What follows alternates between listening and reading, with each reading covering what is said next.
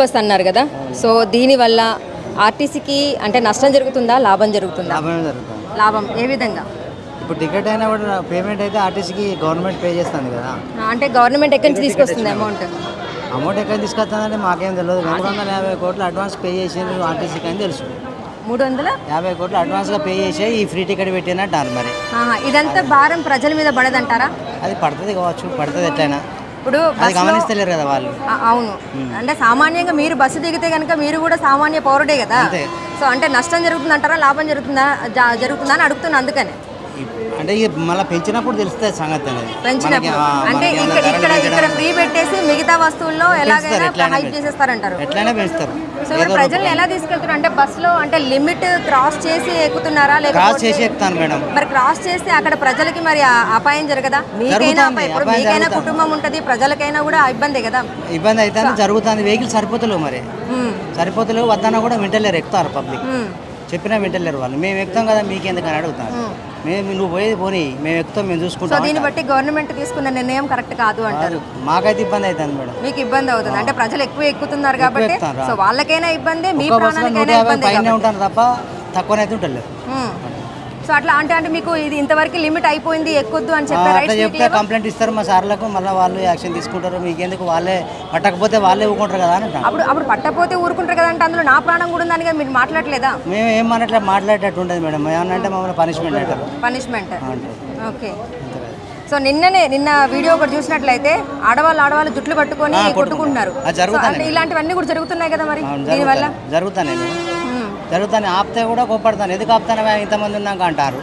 ఆపకపోతే ఆపుతలేవు అన్నారు. అల్లున్నోళ్ళే ఒకరు ఆపమంటారు, ఒకరు ఆపద్దు అంటారు. గతంలో చెయ్యి ఎక్కడ ఎత్తితే అక్కడ బస్సులు ఆపేవాళ్ళు, ఇప్పుడు కనీసం ఆపట్లేదు. అంటే మొన్న వీడియోలో సోషల్ మీడియాలో చూసినట్లయితే కూడా మా వైఫ్ మీదకి అంటే బస్ తీసుకొని వెళ్ళిపోతామని కూడా ఇలాంటి విమర్శలు కూడా మీకు చాలా వస్తున్నాయి. అవే రోజు అవుతాయి మాకు, రోజు. మేము అసలు మాకు చేయబడి మెంటల్ టెన్షన్ తోటి ప్రజల్ని గమ్యస్థానానికి సరిగ్గా తీసుకెళ్తున్నారు. అవుతుంది మేడం. అందుకనే బంద్ చేసి సపరేట్గా మేము ఇంటికి పోదాం చూస్తాను. ఇప్పుడు మేడారం జాతర వస్తుంది కదా, ఇంకా ఫుల్ సంక్రాంతి మేడారం జాతర ఎలా ఉంటుంది అంటారు? ఇంకా బాగుంటుంది, ఇంకా బాగా.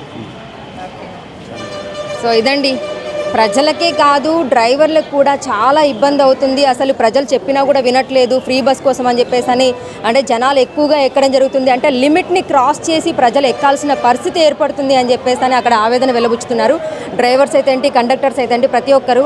సో ఉచితాలు ఏవి కూడా మనకి విద్య, వైద్యం, నెక్స్ట్ న్యాయం, ఈ 3 తప్ప ఫ్రీగా ఎవరికి ఏమి ఇవ్వద్దు. అలా ఇస్తే కనుక జనాలందరూ సోమరిపోతులు అవుతారని చెప్పేసి మేధావులు చెప్పే మాట.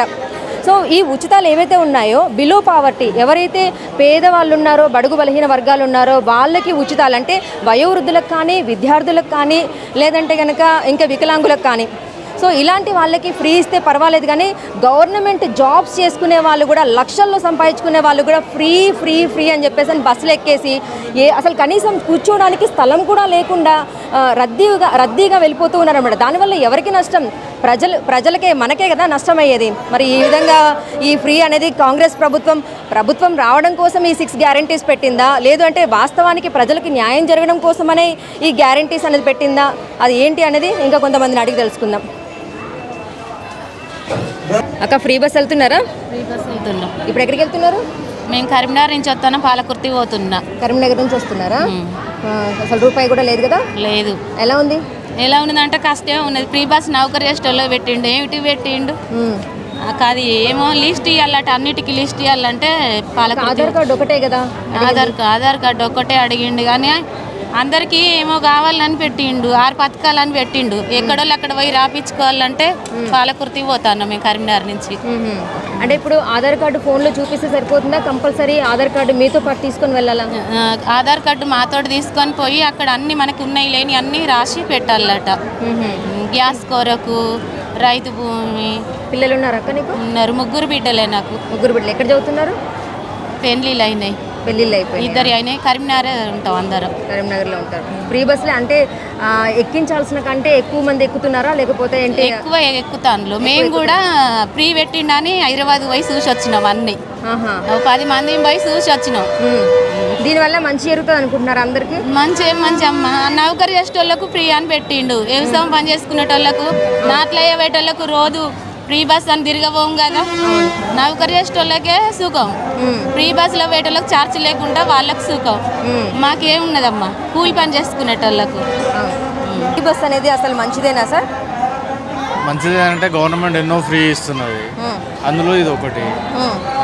అంటే కాకపోతే ఏంటంటే మగవాళ్ళకి ఇబ్బంది జరుగుతుంది.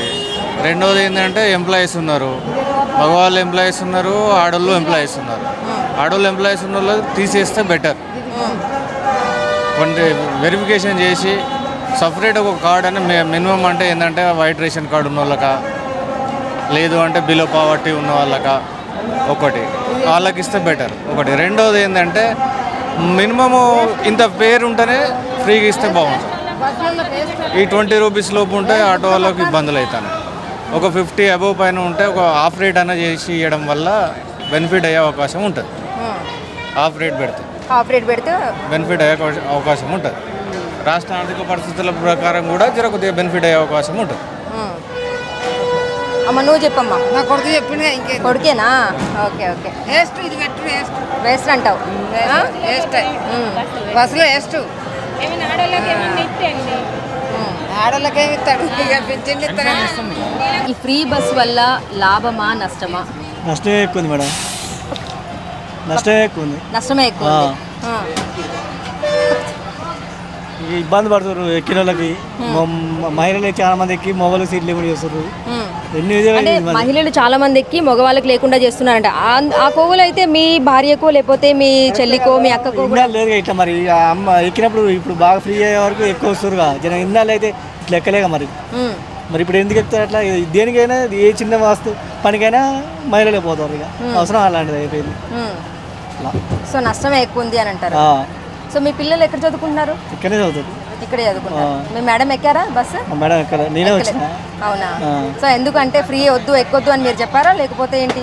అట్లానే కాదు కానీ ఆమె రాదు, ఇక జర్నీ చేయదు. ఓకే. అవునా, నేనే తీసుకొచ్చిన. సో నష్టమే అంటారు. చాలా వరకు నష్టమే. నష్టమా లాభం? మరి చెప్పండి, ఈ ఫ్రీ బస్ అనేది లాభమా నష్టమా? తెలీదా? తెలీదు. మీరు ఇప్పుడు టికెట్ తీసుకుంటారా? అంటే టికెట్ తీసుకోవద్దని నిబంధనలు ఏం లేవు కదా, జస్ట్ మహిళలకి ఫ్రీ అని ఇచ్చారు. కానీ ఎవరైతే పే చేసుకోగల స్తోమత ఉందో వాళ్ళు టికెట్ తీసుకోవచ్చు. మరి మీరు టికెట్ తీసుకుంటున్నారా లేదంటే కనుక ఫ్రీ కదా అని చెప్పేసి అని వెళ్తున్నారా? నేను ఇప్పుడే ఎక్కాను. ఇదే ఫస్ట్ ఎక్కడ? ఫస్ట్. ఓకే.